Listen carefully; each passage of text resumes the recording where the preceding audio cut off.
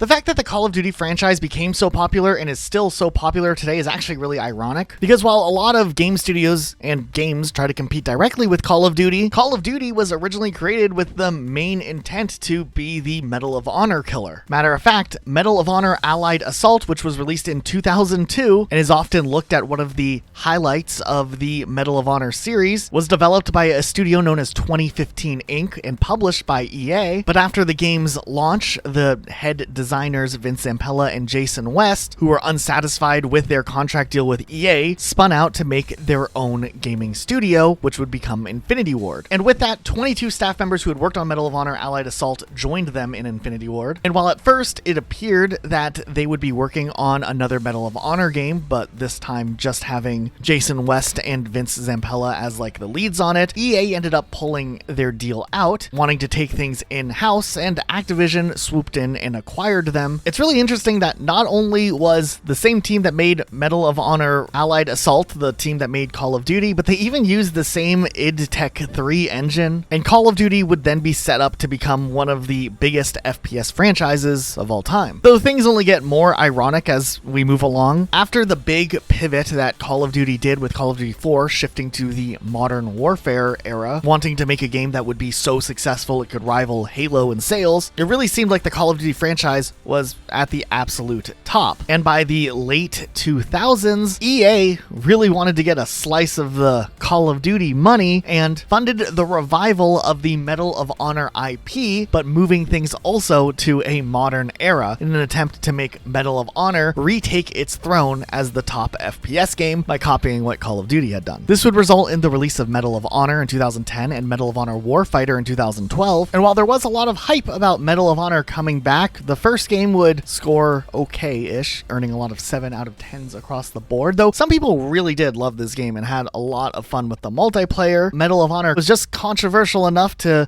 get some points in the news and a larger widespread notice, and overall was a commercial success. However, the follow-up game wouldn't do as well. I think people were burnt from the excitement and return of Medal of Honor for a new one just to come out 2 years later. This franchise probably wasn't set up to do a yearly or every 2 years type release just yet, and Medal of Honor Warfighter scored much lower and was a commercial failure, thus ending the Medal of Honor franchise, at least as for now. But while all of this was going on, another interesting twist and irony would be happening internally at Infinity Ward. But before we get into the details of that, guess what, guys? We actually have a sponsor for today's video. That's pretty cool, I think, and that's Delete Me. If you're online a lot, especially in like the gaming world, like we are, for example, your personal info is floating out there, and it can be pretty risky. Data brokers are selling your information to anyone who wants it, which can lead to things like identity theft, doxing, and even stalking, which is super creepy. That's why we started using Delete Me to protect our data. It's a service that removes your info from data broker websites, helping you stay private online. They even send you a detailed privacy report that shows exactly which sites they've removed your data from. Setting up Delete Me was super easy. Once I created my profile, it took me about a week to get my first report, and honestly, seeing all the personal info that they removed gave me a little bit of peace at mind. Honestly, it was kind of a huge relief to know that I'm a bit protected online now. So if you want to protect your own data, go to joindeleteme.com/sloth and use code sloth for 20% off. Plus, just remember this, it doesn't have to just be for you. You can always get the family plan because you want to keep your family safe too. So thanks for Delete Me for sponsoring this video. Protect your personal data, get 20% off. Use the link in the description and stay safe out there. That being said, let's get back into the video. After the success of Call of Duty 4 Modern Warfare, Jason West and Vince Zampella started negotiating contracts with Activision, and they promised to do a Modern Warfare 2 in 2009, but in exchange, they wanted some large bonuses and creative control over the Call of Duty franchise. Activision would agree to this, but had a clause in their contract that if they were fired, the rights of Call of Duty would revert back to Activision. And then things would get messier from here. Activision would have multiple different studios working on future Call of Duty projects, many which would go on to get canceled, but Treyarch was seeing some success with Call of Duty World at War, and later they would go on to do Black Ops. And the amount of hype and expectation for Modern Warfare 2 really meant that Activision had a cash cow with Call of Duty, and if they could just, get rid of of Vince Zampella and Jason West, then they could save some money and make a lot of money too. According to court filings, Zampella and West accused Activision of trying to find different reasons to fire them during the development of Modern Warfare 2, which then led the two to try to find a way to take Infinity Ward outside of Activision's control. After this very successful launch of Modern Warfare 2, by March 1st, 2010, about 4 months into development of Modern Warfare 3, West and Zampella would be released by Activision, with insubordination being the reasoning for their firings, which also meant that they were going to have to forfeit the bonuses that they had negotiated. But the ironic twists don't stop here, because after that, the two would go on to start a brand new studio, Respawn Entertainment. And about half of the team that worked at Infinity Ward would end up quitting Infinity Ward and Activision in protest of the firings of West and Zampella, and would get jobs at Respawn Entertainment as well. And they would go on to make Titanfall and later Apex Legends. Apex Legends, which would later go on to kind of give Call of Duty a run for its money when it came to the Battle Royale genre, as Apex early on dominated a large portion of the then shrinking BR market as it was starting to get really saturated, giving Call of Duty a bit of a hard time to get their foot in the door until finally Warzone was super successful. But they struggled with Blackout and stuff, and even had some market share taken away by the success of Apex Legends. The firings of Zampella and West did lead to a long and lengthy number of lawsuits going back and forth. Activision would countersue them and then later amend their lawsuit to even include EA as a part of the lawsuit for coordinating a scheme to bring Activision down. Then a bunch of former Infinity Ward employees, not West or Zampella, would actually come together to sue Activision as well for unpaid bonuses for work on Modern Warfare 2. And then Activision ended up settling with those employees for around $42 million. And then private settlements were made between Activision, EA, and West and Zampella, but that information isn't known on how that all ended up settling out. This is just a very interesting story because it does seem like after Modern Warfare 2, Call of Duty would continue to see some decent success with Black Ops 2 and Modern Warfare 3, but then after that, things would get more complicated for Call of Duty releasing onwards, and by the time that Call of Duty had probably one of its hardest years when Call of Duty Infinite Warfare released, sales really struggled because they were essentially competing during a holiday season against a lot of heavy-hitting first-person shooters. They had to compete against Battlefield, which was an EA game, Titanfall 2, which was a futuristic first-person shooter game made by the people that they had fired, and then Overwatch had released earlier that year, which, I mean, is still Activision, but it was another first-person shooter pulling away from Call of Duty. And I think it just gave people a lot of reasons to not buy the new Call of Duty that year, and it kind of threw Call of Duty into a weird trajectory for a few years afterwards, before finally by Call of Duty Modern Warfare 2019, they seemed to be able to climb their way back to the top of the FPS market once again. But there would be so many other instances of different video game franchises trying to take their attempt to dethrone Call of Duty, which has been able to manage to keep itself sustained for a couple of decades now. Some have gotten close, others have completely missed the mark. Let's take a closer look at some of these other ones. So some of you might remember 2007 was a really big deal for Call of Duty. It made the jump to Modern Warfare, hence the name Call of Duty 4 Modern Warfare. But during this time, we were starting to see a rise in the gaming industry in a brand new form on mobile devices that hadn't been really seen or taken as serious until at least this point. Hence the rise of the game studio Gameloft. Now, Gameloft had been around for a little bit already, but with smartphones becoming more of a thing,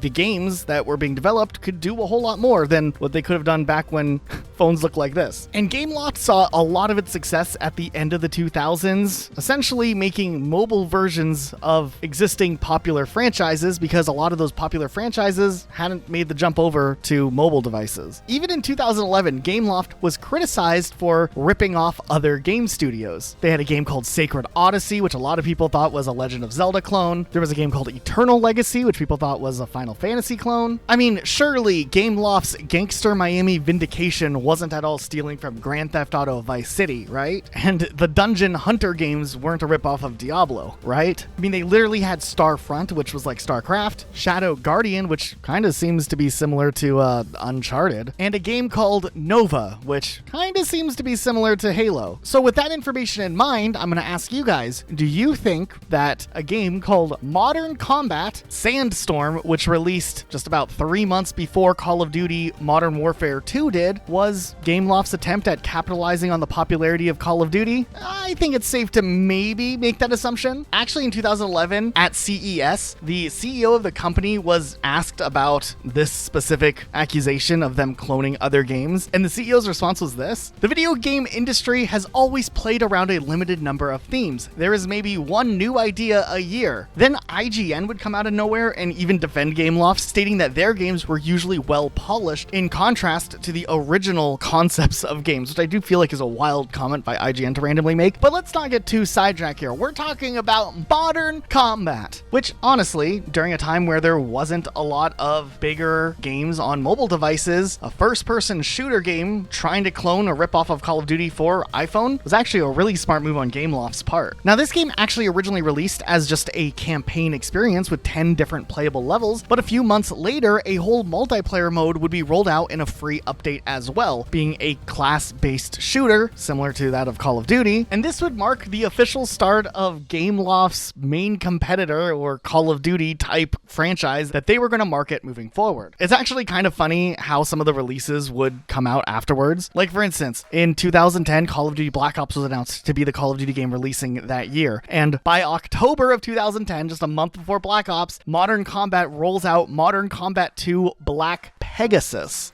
not to be confused with Black Ops. And mind you, don't get the wrong idea. Just because they copied the idea from Call of Duty and kind of used Call of Duty's popularity to springboard their own success, the games actually were pretty polished for the most part. I mean, they would get decent reviews on Metacritic, and even IGN would give some praise again. It might not look like it now, but these graphics were really cutting edge for early iPhone days. Or I guess you could have been that one guy who was playing on a BlackBerry. I know for a fact that there are people out there who are incredibly nostalgic for these games, because not everybody had, an Xbox and Call of Duty, and maybe they just jumped on the App Store and downloaded the thing that was the closest thing to it and probably had a decent time with it. I mean, the Call of Duty formula has worked for so long, it doesn't surprise me that something like this, jumping in on the mobile handheld front, would work out as well. Then we get to an interesting release from January of 2011, Modern Combat 3, or Modern Combat Domination. It hadn't even been that long since Modern Combat 2 had released, but boom, here we are, Modern Combat 3, and this time around, the game actually released on PlayStation 3 and Mac, which is kind of insane to see this game make a jump to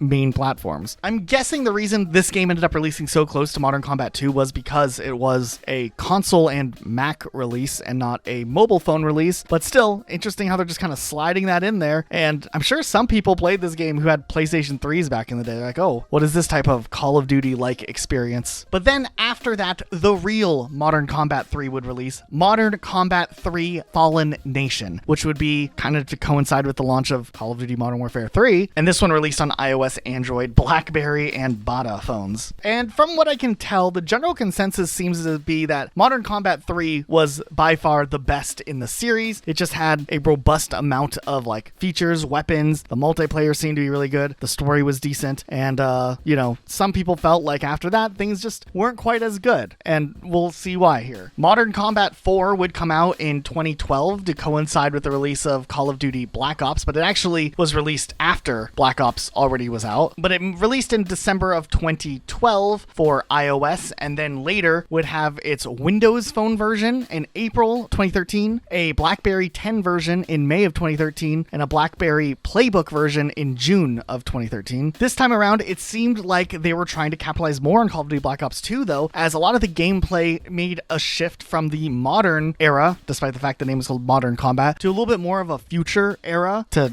line up with some of the cool things that Black Ops was doing. Maybe not as on the nose like Future as in Black Ops 2 with their whole Future is Black campaign that they did, but still, it's clear that they were trying to up the technology side of things to make the game stand out even more. There were some changes to how multiplayer worked. There was some overhauls to the multiplayer service. There was some new additions like tactical movement, so you could mantle over obstacles and whatnot. And there was more customization to weapons. And this game, while it wasn't necessarily received poorly, it wasn't received as well as the previous ones, but then this would also be the last Modern Combat game, at least for a while. So this one ended up having a little bit of a longer life than some of the previous games. But that brings us to Modern Combat 5, baby. One of those games that's a little bit more, divisive within the Modern Combat fan base. This was the first game to make the shift to a freemium model where the game starts out as free to play, but then you could unlock premium content like weapon and armor with in-game credits, which you can purchase with real world money, or you can watch in-game ads to get the points as well. The campaign missions were significantly shorter in this version of the game as well, and while there were some improvements to visuals and maybe the scope of the game, a lot of people were just put off by like the core aspects from previous Modern Combat games just being diluted significantly in favor of this freemium model. I do think it's funny that this game's called Modern Combat 5 Blackout, and this would be like the big Modern Combat game that they would push for years after its release in 2014. This thing released all over the place. It was on iOS, Android, Windows Phone. It made it onto Windows. It was on a Nexus player, a Tizen, and a TV OS, and the BlackBerry 10, and then later it would show up on Nintendo Switch, which I think probably maybe revitalized the interest in this game a little bit more, because for years Nintendo hasn't had a Call of Duty game, so the closest thing you could get to a Call of Duty experience was Modern Combat 5 Blackout. That's where we are now. Now, don't get me wrong, the game was praised for the visuals and the sound design were really cool. Like, a lot of people were like, holy cow, how is this a mobile game? Mobile games used to not look very good, so it didn't take much to impress people, but yeah, Modern Combat 5 was like hyped up, and then it does the whole free-to-play thing and has all the microtransactions. People obviously weren't too thrilled about that. There was accusations of this game being pay to win, and like there's pop-ups and stuff for the ads that you could watch, and it just, apparently a lot of people weren't too happy with this, though the visuals of the game are praised. But Modern Combat wouldn't die there. Another Modern Combat game would come out called Modern Combat Versus, and it was focused just on multiplayer, so like no campaign at all. And in this game, you don't even have to press the shoot button. The game will just shoot for you. All you have to do is just aim down the sights and tap the screen twice with that, and boom, it's shooting for you. I don't think this game ever latched on too well. I think the people who played this game first as like, oh, here's a shooter game, might have enjoyed it, but people have been following the series for a long time probably didn't. It seems like every Modern Combat game, also when I'm like looking through community posts about their opinions on it, it's always like the one right before it was better than this one. So I don't know what that says. Apparently the game did get a bit better after its initial launch, but at the same time we started to see Call of Duty start to dabble in their own mobile thing, which put a lot of pressure on Modern Combat now, and maybe that's caused Gameloft to kind of refocus on what games they put more energy and effort into. It looks like they even tried to do another Modern Combat type game, but I don't know. If you look at their website and you look up Modern Combat, they only really talk about Modern Combat 5, and they don't really talk about anything they released afterwards, so maybe they weren't too proud of it. But yeah, what an interesting tale Modern Combat serves, and just Gameloft as a whole. They've been crushing it on the mobile front, and a lot of more core gamers who play on consoles and PC probably don't hear about them often, but they've been doing stuff, that's for sure. While back in the day I feel like there was a good amount of COD killers coming out every year, in recent years it kind of slowed down a little bit, but one of the bigger stories surrounding Call of Duty killers was the release of the game Xdefiant, made by Ubisoft. Now this game had a huge marketing budget and was played by almost any influencer in the FPS genre, and the developer and everybody and their mama was just making a big fuss about how this game is not gonna have skill-based matchmaking, and how that means Call of Duty is done for because Call of Duty sucks because of skill-based matchmaking, so all those people are gonna jump ship. But then the game kind of took forever to make. It was originally announced in mid-2021, and that year's Call of Duty was Vanguard, which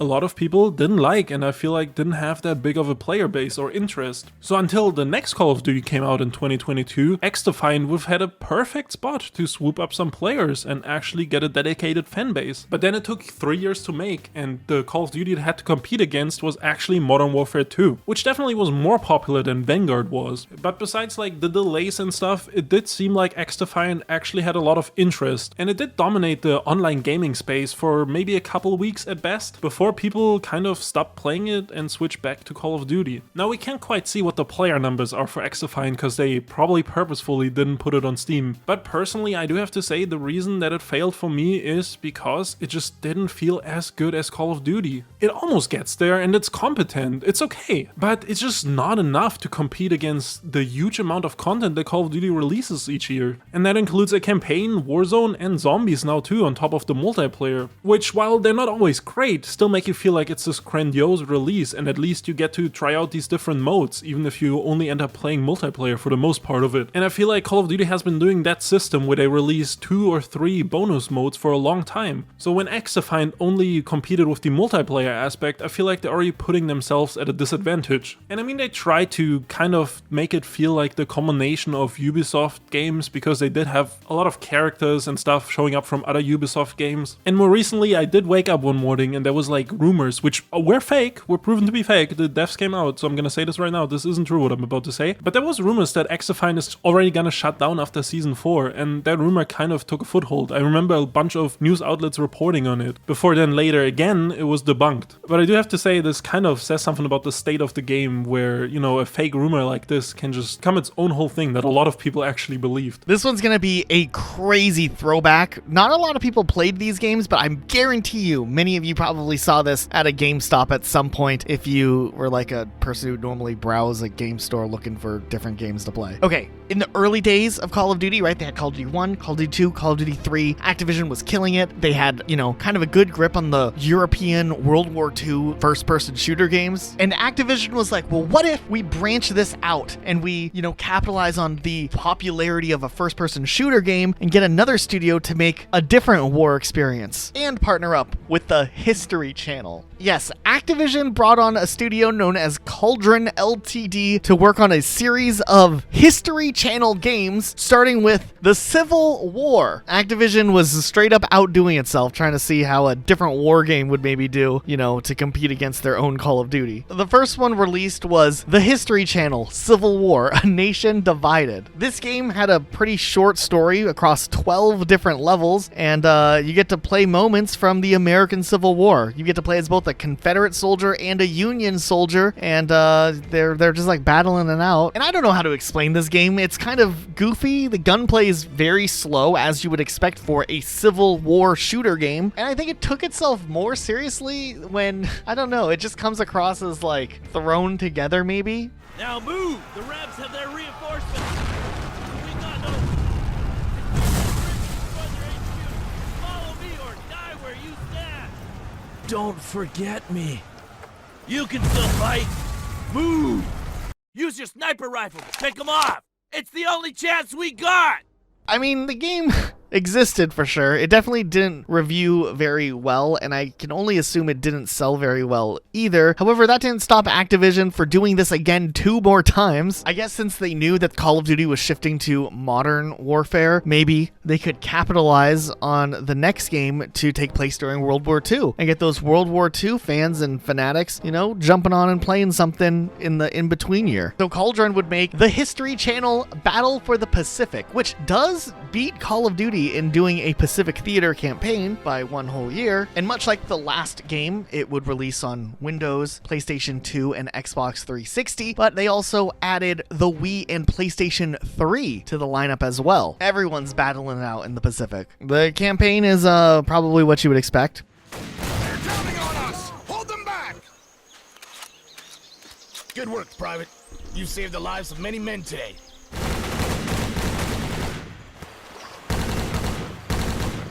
But did I forget to mention that this game has a multiplayer too? Boy, oh boy, it wasn't good. The game ended up reviewing pretty poorly across the board, and we wouldn't see the History Channel franchise return to World War II. Instead, the game just kind of got mostly 3 out of 10s, which is actually really low if you think about it. But hey, at least this one had multiplayer where the previous one didn't. This then brings us to the final entry in the History Channel series, History Civil War Secret Missions. This being a sequel to the first game that they made. Once again, players are tasked as playing as both Union and Confederate soldiers fighting behind enemy lines based on real things that happened during the American Civil War. There's historical figures that pop up like Robert E. Lee, Stonewall Jackson, and Ulysses S. Grant. And you know what? This game cut multiplayer again. I guess it was just for the World War II specific game. They decided not to even try this time around. But out of all of the 3 games the History Channel did a tie-in series series with in first-person perspective, this one technically ended up scoring the highest, averaging 5 out of 10s across the board, though game trailers gave it a surprising 8 out of 10, which is pretty impressive. Matter of fact, according to Wikipedia, Daniel Martinez from The Gamer listed it as number 5 in his 10 games based on American Civil War. He was kind of putting it right there in the middle, wasn't he? I do have to say I was surprised to find that there were even 10 games based on the Civil War, but I don't know. You know, if a big studio wanted to tackle it and do something interesting and unique, I think it could be done, but a game series that was produced on a yearly cycle kind of thrown together with the History Channel logo stamped on it, I just didn't feel like it was maybe the right mix. Fortunately, the developers, Cauldron, which probably had some people passionate there working on this game, would continue to get to operate. You know, surprisingly, unlike today, Activision didn't just like make that studio end up closing down or something or bankrupt them. So that studio would go on to make Arma and Vigor and some other games. But what a wild ride the History Channel brought us on today. There's also been some interesting games that were somewhat popular, but just never caught on in the same way that Call of Duty was hugely successful. Like, for instance, in 2011, some of you may have remembered the game Brink that was published by Bethesda and was developed by Splash Damage Games, the studio that's mostly nowadays known for developing and working on all of those updates to the Master Chief Collection. And, you know, they actually fixed Halo. But yeah, back in 2011, they released Brink, which was this first-person shooter game that was often compared directly to games like Battlefield and Call of Duty and was pretty well received gameplay-wise. The game just never really latched on in overall popularity. The game definitely did have a little bit of a bumpy launch with some weird nuances in the gameplay, and it just didn't come across fully as a polished product, and that might have really hurt its chances of having a longer run as a game. Elijah kind of hinted at Black Ops 4 being like a weird era that Call of Duty kind of fell into. And while personally I did not care for the multiplayer gameplay of Black Ops 4, there must have been some people who actually liked it, because even what I consider Call of Duty's lowest point must have been still inspiration for the developer FragLab, because they made a kind of better version of Black Ops 4's multiplayer in 2022 called Shatterline. Now, looking at Steam charts, this never actually came close to competing Call of Duty, but I still found it very interesting that they tried taking Black Ops 4's formula and then making it a free-to-play shooter. Overall, the game is pretty good actually, and I mean, if you like Black Ops 4, you probably enjoy this, but obviously this would never compete with Call of Duty on a big level. But when this came out, it had a little bit of hype, and sadly it wouldn't go far because in August of this year they actually already shut down the servers. Now, this game was made by a small dev team in Ukraine, and obviously they were impacted by the war. And I do have to say they tried their best. I mean, this is probably the best version of Black Ops 4's gameplay you can ever play. Well, you could play for like 2 years, and now the servers are gone. I just thought this was a very ambitious project and kind of a fun and interesting game that not many people actually know about, so I kind of wanted to put it somewhere in this video, even though it never came close to being anywhere near Call of Duty's level. Now, Battlefield has a little bit more of an interesting history because the franchise has existed for a longer time than Call of Duty. But for sure, Battlefield saw a massive resurgence when online first-person shooter games became hugely popular on services like Xbox Live, and that's when Battlefield really had its franchise utilized to compete directly against Call of Duty. With the Battlefield franchise, for the most part, the games existed pretty much in the PC space, with the exception of Battlefield 2 Modern Combat, releasing on the PS2, PS3, and Xbox 360. It wouldn't actually be until Battlefield Bad Company in 2008, after the massive success of Call of Duty 4 Modern Warfare occurring in 2007, do we really start to see a push from EA to try to get a game that could compete alongside Call of Duty. Battlefield Bad Company 1 was actually a pretty positively received game with an interesting enough campaign, though I do remember the button layout for the game being a little bit weird because it was trying to stand out from Call of Duty. But this game actually did do a decent job at introducing a lot of players to the Battlefield franchise who were console players only. Also in 2008 and 2009, Call of Duty World at War was the main Call of Duty at the time, and Battlefield went head to head once again, besides just having Bad Company, but also by throwing Battlefield 1943 out, which was a smaller scaled Battlefield Battlefield game released on Xbox Live Arcade and PlayStation Network in 2009, but gave players access to a large-scale World War II first-person shooter game that was multiplayer focused. At the time, the game got pretty decent reviews, and it ended up being one of the biggest first-day digital-only game releases on Xbox Live, and was a top-selling Xbox Live Arcade game of 2009, which really was a pretty big statement. By late 2009, Modern Warfare 2 had released, and obviously that game was hugely massive in success, and everybody wanted to play Modern Warfare 2, and everyone did play Modern Warfare 2. But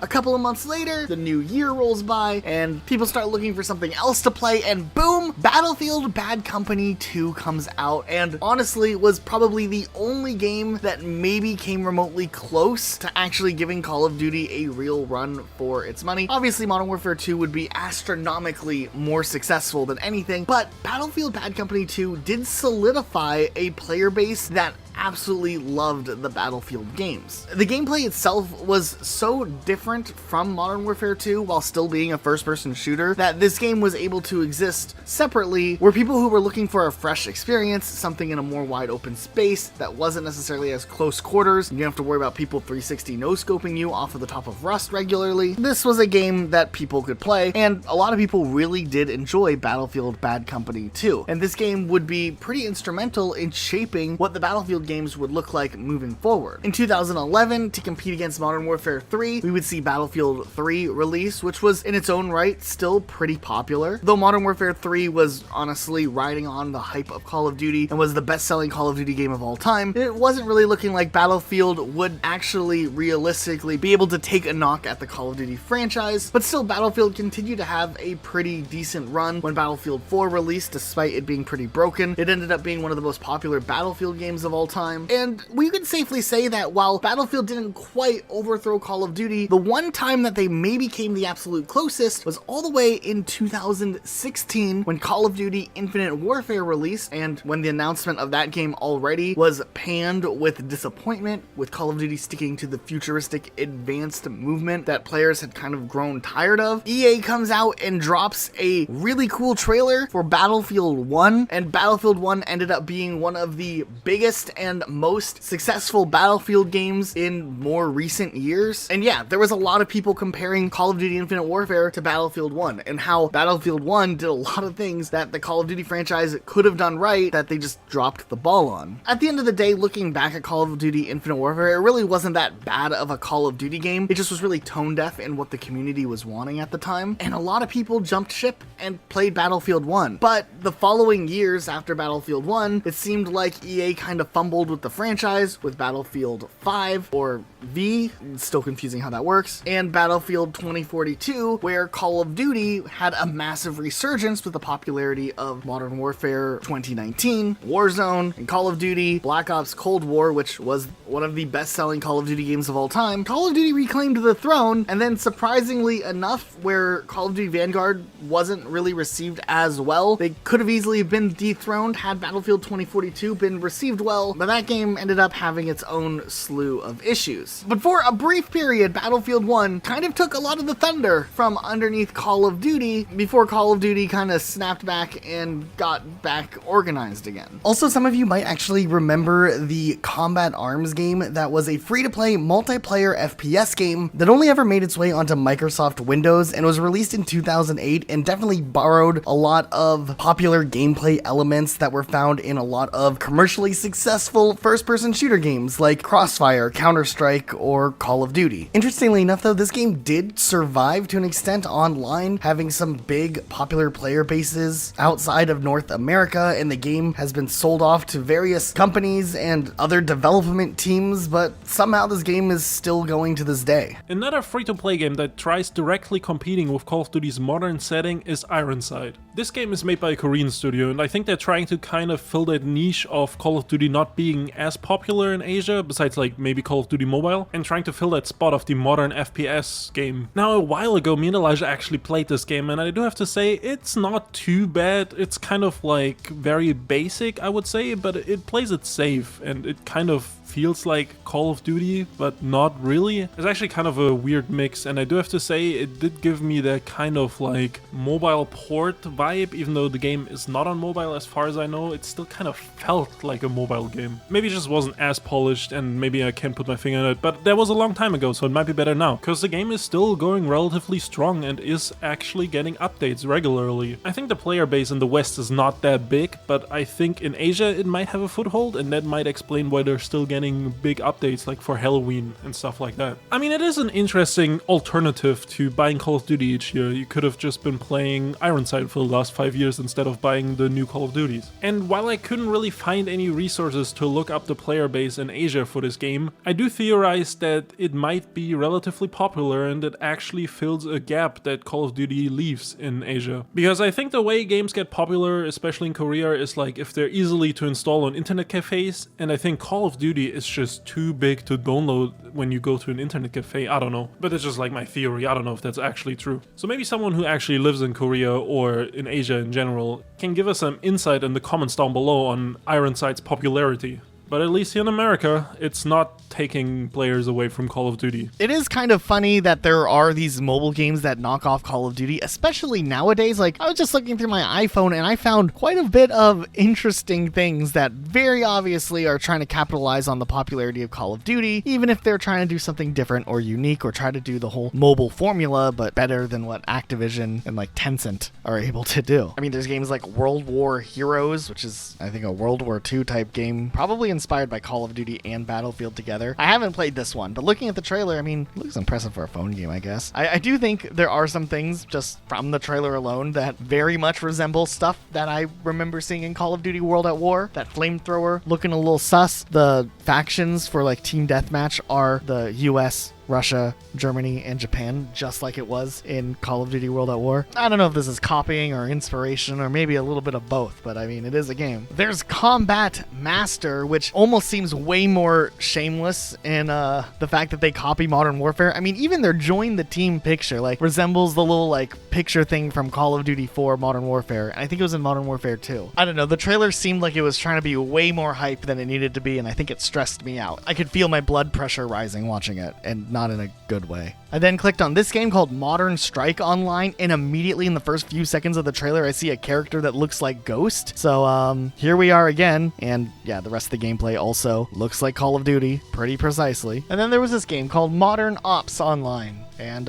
it kind of just looks like the rest of them, so let's not hang on to it forever. You know, at least Warface was willing to like throw something out there for console players in the free-to-play format, even if it does seem to kind of blatantly rip off Call of Duty. Now, you might have heard of the game Warface Go. It's like a popular FPS mobile game, but its origins actually start in its mainline console and PC release with the game Warface, which was recently renamed to Warface Clutch. Oh, what a name, dude. Dude, the clutch means that it's better, right? Yeah, the clutch must mean it's better. The Warface Clutch is interesting. The game first released all the way back in 2013. Now, we did play a little bit of this game a few years ago. I feel like every once in a while I can convince you to download this game and we just get on and play 1 or 2 games and then uninstall it and never play it again. Yeah, and I mean, like, it is something else. I feel like this is like Call of Duty Online almost. Does that make sense? It feels very, like, I don't know, like that. It definitely feels like a game that is trying so hard to be the free version of Call of Duty. And it's interesting because sometimes the things that you get in the game are really ambitious. And you're like, oh, look at them. They put like a shooting range in the matchmaking area and they got some cool maps. And then there's some other interesting things. I remember I played a Battle Royale map in some area that looked like the Chernobyl Pripyat town. Okay, I mean, yeah, that's straight ripped off from Call of Duty, yeah. I mean, that location definitely, but I remember playing, it was like a mini Battle Royale mode with like 20 people, and I didn't know what was going on, and it was chaotic. And then I remember a couple of other things we played, like I remember, was this the game where we were like trying to like help each other climb up walls? Yeah, we were like on like this hill or this big rock, and like, or the cliff, and I remember like, you like standing on top of it and reaching your hand down with your character, and I was like, what is going on? And then like I walk up and I press X and you like just pull me up. But before that, I think you had to lift me up onto the wall. Oh, maybe. So there's like a 2-step. You lift, one person can get lifted up onto the wall, and then that one person on the wall can reach down and pull the other person up. Crazy mechanic, but that's the only difference between it and Call of Duty and the player base and the gameplay. And everything, yeah. But like also is this game pay to win? I remember there being a ton of like sussy microtransactions when we played this. Okay, I don't want to accuse it of being pay to win because I don't know for certain, but I do know what you're talking about, where it's just like there might be that subtle pay to win aspect in there, like cooked deeply in there. Had that whole renting guns stuff, which I like. Did it really? I think I don't so. remember Maybe that. I'm That's wild. misremembering it, but like I feel like we opened something and we got guns, and like there was like a 24-hour timer on the gun. Okay, well, the day that we're recording this audio, by the way, guys, is one day before Call of Duty Black Ops 6 releases. So I say tonight, Luke, we go and we play Warface for one last hurrah. One last hurrah, you know, to really ring in the new Call of Duty. Yeah, I think we should. We'll Also, don't call it Warface, or did you say Warface Clutch? I was about to say you should name it by its proper name. Warface Clutch tonight. Okay. Right now, let's just cut to the future, Luke, where he will tell you guys what the experience was like. It was okay. So Warface, I definitely, that game you can't say doesn't try to rip off of Call of Duty. There was a Nintendo Switch version that eventually came out. I do have to say that's interesting. That feels like a niche, right? Like there's no Call of Duty on the Switch. Yeah, I talked about that earlier, that it's like you have two options on the Switch now. It's like Modern Combat 5 or Warface. And take your poison. I think Warface ultimately would be the better experience for playing on the Switch. But outside of that, hopefully Call of Duty in the future will finally get over on the Switch. I think they said Call of Duty eventually will come to Switch again. So, or Nintendo. Yeah, wasn't it a promise doing that lawsuit with the UK or whatever? I think so. I mean, maybe it won't be the Switch, but the next successor, whatever Nintendo's up to. The switcheroo. The switcheroo, dude. Can you imagine if the second one's actually called the switcheroo? Yeah, and what you do is like you can like spin it or something, like twist it. I don't know. Oh, like you could rotate the screen or something. Yeah, something like that. Like upwards, like it's a mobile device. I honestly thought, and you've heard me say this before, but never in a podcast. I still think the name The Switch is a contender, but with two I's. No, W or SWII. And then it's like the Wii, but it's Switch. The Switch. I felt like that's what they were trying to do with the Switch originally. Like they didn't want to fully abandon the Wii IP. So like we're gonna call it the Switch, but if we need to fall back on some Wii marketing, we're gonna use those two letters next to each other. And I see. Maybe they just said no, let's just call it the Switch. But dude, this follow up, they could do two I's and make it like the two. Yeah, well, it's a dumb idea. You know what's also a dumb idea? That they're gonna call the Switch U, and then it's gonna be a commercial failure again. Oh no.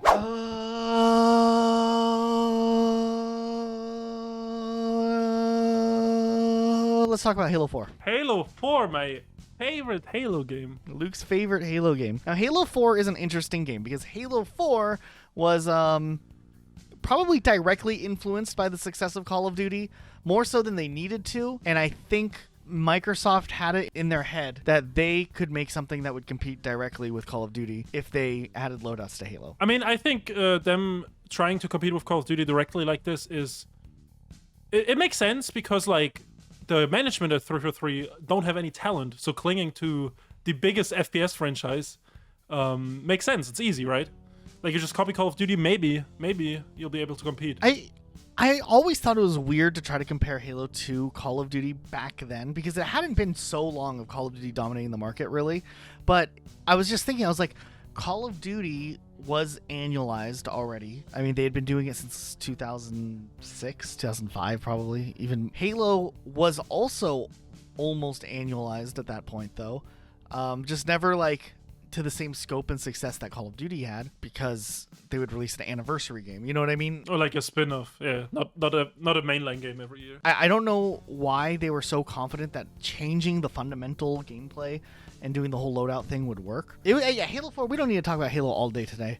We've done that last episode. Oh. But at the same time, Halo 4 definitely tried to do something with the whole loadouts things. I thought it was weird that people could just pack a sticky grenade with them And they eventually did do a title update that changed things up to make things play more traditionally like Halo, and I think that helped Halo 4 a bit. But the damage was already done. If you don't have a good launch with Halo, you don't have a good Halo. I mean, also, like, did the title update, did that remove loadouts? I feel like it just changed gameplay a little bit. Like, it changed gameplay a little bit, but I think they, like, emphasized that the game types would be more revised. I don't know if loadouts were completely erased, but I do know that they prioritized not having loadouts in some of the match-made lobbies. It was no longer like something that was in every single matchmaking lobby, at least by then. So, and that's what carried over into MCC, and that's why Halo 4 on MCC is a little bit better than what I remembered it being like at launch. So a couple weeks ago, when we did our Xbox Live Arcade games that people forgot video, I talked about Avatar Warfare, which is a Xbox 360 Avatar knockoff of Call of Duty that was, I guess, available back in the day for $1 or something. I don't know how much were those games. They weren't much. Yeah, they were really inexpensive. I think you're talking about the indie Xbox indies. Oh, sorry, right? indies. Yeah, the arcade was a little more polished, dude. Those games were Yeah, going for yeah. like $9. Oh, you're These right. ones were the throwaway 80 Microsoft Point games that were pretty fun to play. And I do vaguely remember this one.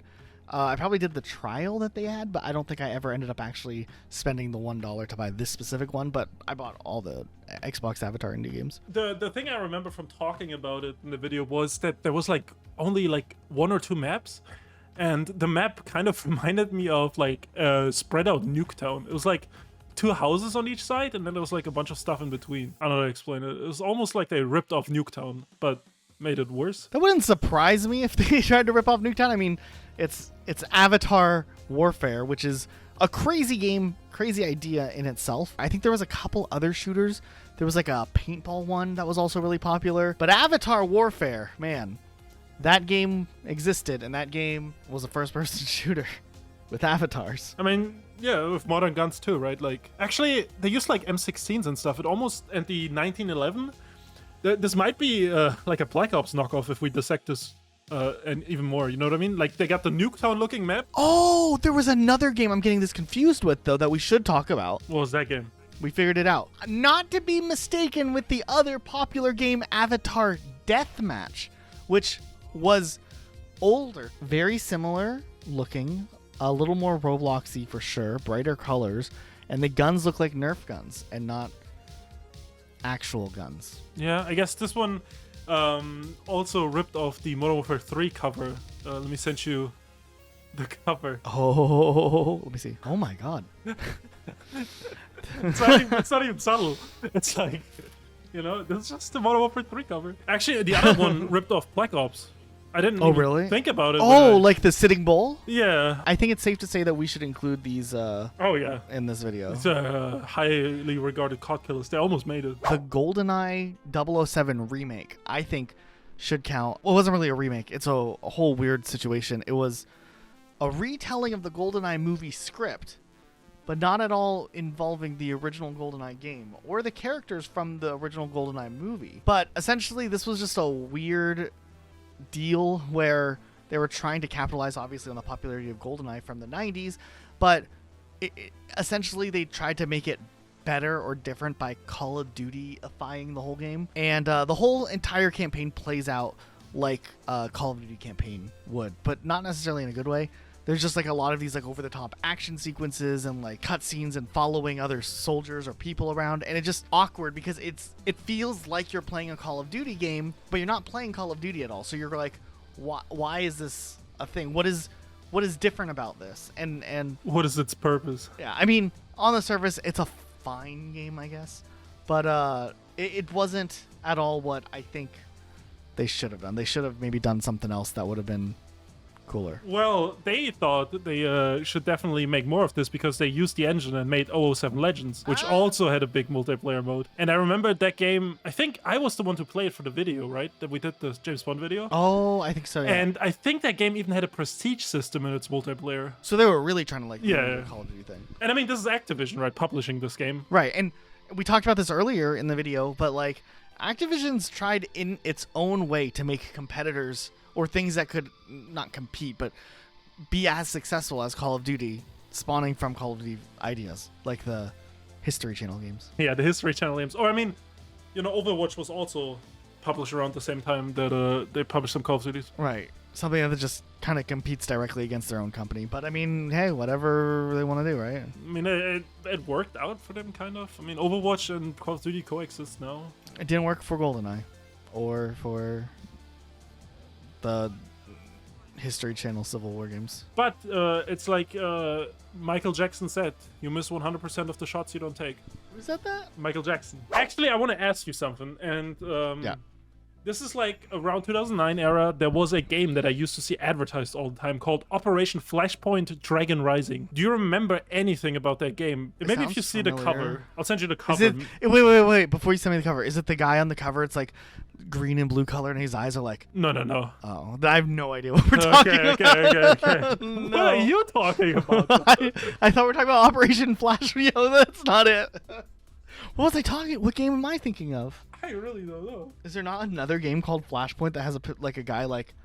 Maybe there's different games. There's different like sequels, prequels. I have no idea what I'm talking about. Splinter Cell. Okay, so tell me about just tell me about Operation Flashpoint. Well, I think Flashpoint used to be a series that was more of a tactical shooter, like more grounded, like in reality, like Arma maybe or something like that, right? Like back in the day, you know how there was like realistic military shooters before Modern Warfare 1 came out, and I think Flashpoint tried advancing its genre or its game series with Operation Flashpoint Dragon Rising, which was more of a first-person Call of Duty type game. And they added multiplayer later on. This didn't even have multiplayer at launch, right? Multiplayer would be DLC that came out like, I don't know, a couple months after the game's release. Oh, interesting. But I remember there was it was usually advertised, like it was like on the G4 equivalent that like we had in Germany. You know what I mean? Like, Right.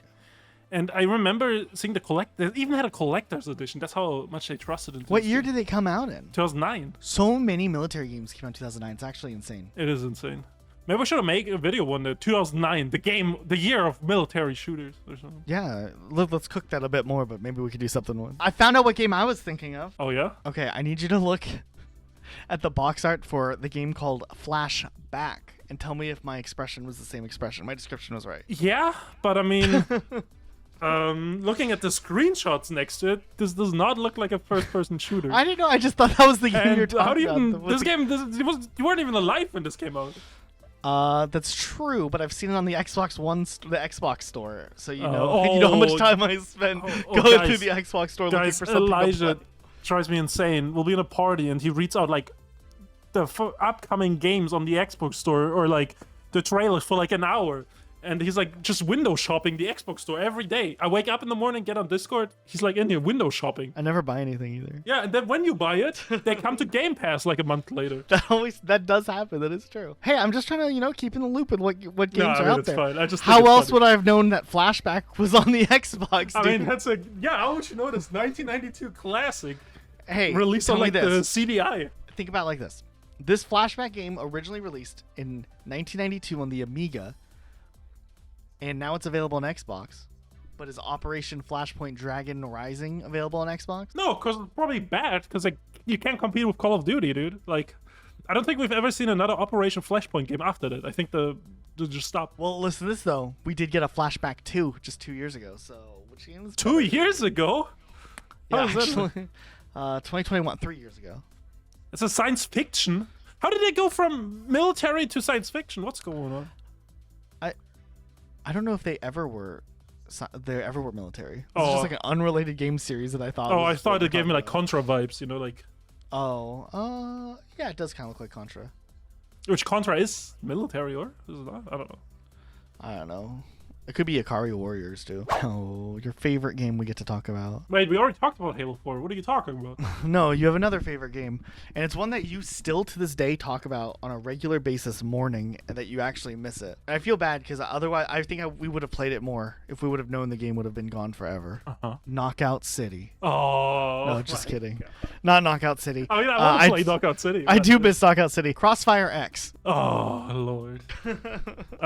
Yeah, I mean, I guess that did happen. We did play the beta and we did play the release, and I mean, It was something else. You know what's weird is I remember playing the beta more than the release, but I know we played the release. It's because we played the beta more than the release. Yeah, I feel like they messed things up between the beta and the release. And there was such a long gap, right? Yeah, there was a long gap, and it just didn't change. It just felt like the beta. Like, really, there wasn't really any difference. I remember we played in the beta, we played the mode where people are invisible, vampires or something. That's what I was going to say, the vampire mode. Yeah, I remember but playing we a played lot it of in that. the release too. Like, yeah, and it was kind of dumb. yeah, it was. The game was just weird, and like the campaign, they made a campaign. Like, think about that. Right, and they had like a competent studio make it, right? Remedy? Yeah, Crossfire is like a huge... It was like an Xbox game studio game, right? They had like huge marketing. They made a campaign. They tried ripping off Counter-Strike and Call of Duty at the same time. That's also true. I remember the one map where you're in a building and it's like falling apart. That played more like Call of Duty. But then there was that one map that was kind of like Dust, but not as dusty, which was kind of like Counter-Strike. Not as dusty. All right. Yeah, I mean, there wasn't dust, right? Like, yeah, I mean, sure. what do you mean? Wait, they only shut the game down last year? Yeah, but it only came out it came out 2022, and they shut it out. Dude, for some reason, I thought this game like was so long ago. I don't remember playing it last year. I know we did. No, we must have played it 2 years ago. I guess you're right. The open beta was all the way back in 2020. Also, we played this during, the pandemic. Are we allowed to say that? I'll censor. I mean, during the...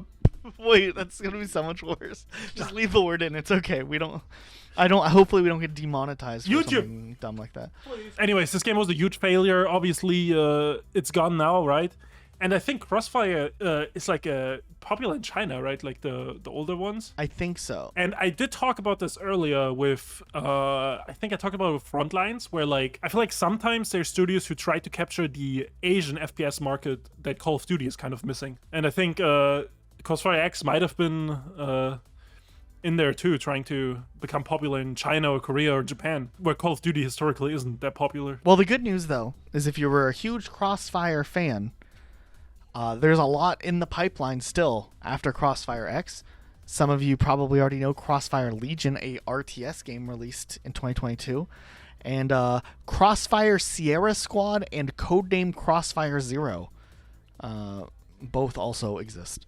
Or one the Zero one's coming out. I don't know any information according to the Wikipedia page about it. Oh no, they did a different game called Crossfire Zero. This is going to be their second time doing a game called Crossfire Zero.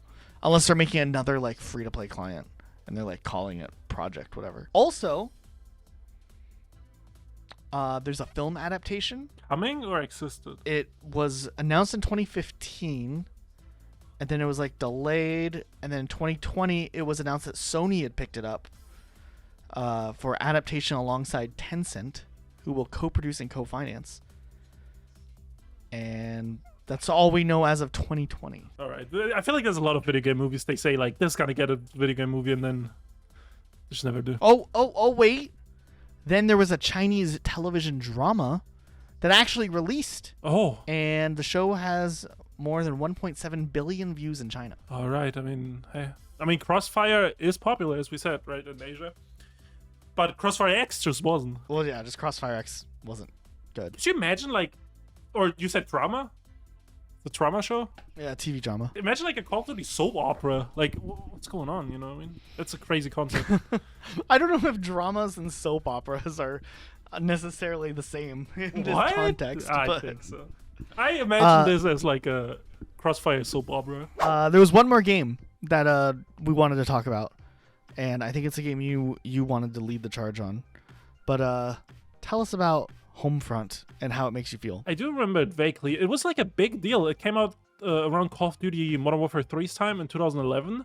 And they did advertise it like very heavily as like to be the next FPS, next alongside Call of Duty, right? And the story was about, I think, North Korea invading the US. So like it had an interesting campaign actually. I remember this was one of the first or one of the very few Call of Duty killers where I actually played the campaign and beat it. But I think the multiplayer was just lackluster and just not enough to keep you around afterwards. I wish I remember what exactly it was, but I feel like there was some weird mechanic that the multiplayer had that made you like, why play this over Call of Duty? And it was still a $60 title. This wasn't the era of free to play Call of Duty competitor. So you had to pay $60 for this unknown Xbox 360 game. And then they made a sequel a couple years later that was even worse. And wasn't there some controversy with the sequel? Like, it wasn't even the same team or something weird, or wasn't... They changed something big with the sequel, right? No, you're right. The second game was not developed by Chaos Studios, who made the first game. It was by Den Buster Studios. Oh, and it takes place in an alternate timeline from the first game. Oh. Like, at that point, just reboot the series or do a different game, you know what I mean? Yeah, honestly, yeah. It's not like the first Homefront was like people's hidden gem favorite either. It was like somewhat interesting, but I don't know. This was the first time as a teenager where I felt like, or where I noticed a game is really trying to compete with Call of Duty. Right, you're like, oh man, what are they? Yeah, I felt like this was like very aggressive. That's how I remember it, and I mean... That brings us to the main points that we'd wanted to talk about for games that trying to rip off Call of Duty. What did you think of this list? I mean, it shows that it's hard to rip off Call of Duty. It's hard to rip off the King. I guess so. I mean, I don't know. None of these really worked out, right? None of these are more popular than Call of Duty. Oh, I don't know. Some of them at least still have... I think you can rip off Call of Duty without necessarily having to beat Call of Duty to still have a successful game.